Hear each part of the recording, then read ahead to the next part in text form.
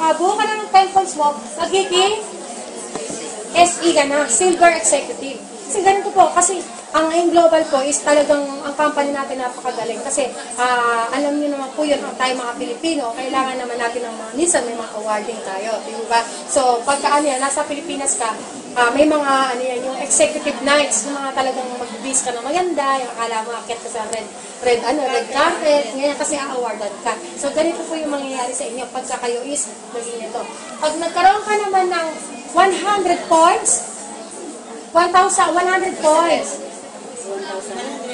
100 points. Pagka ikaw naman nagkaroon ng 100 points, magiging gold executive ka na. Dito, sa SECA, meron ka naman ng 10% sa lahat ng products ng binibili mo, ng grupo mo. Kahit hindi ikaw ang bumili, kahit nasa Saudi sila, sa kahit saan lupalop man yan, may 10% ka. Pero yun, imagine niyo yun. Pag lumaki ang grupo nyo, isang kape lang, nagkakape ka. Nagkakape ka, di ba?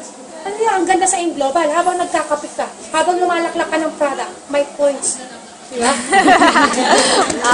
Ganun lang ganda nun. Kasi, kaya kung kayo, kung talagang gusto nyo maangat ay maabot nito, laklak kayo ng laklak ng product. Yung kapitbahay nyo, palaklakin nyo rin.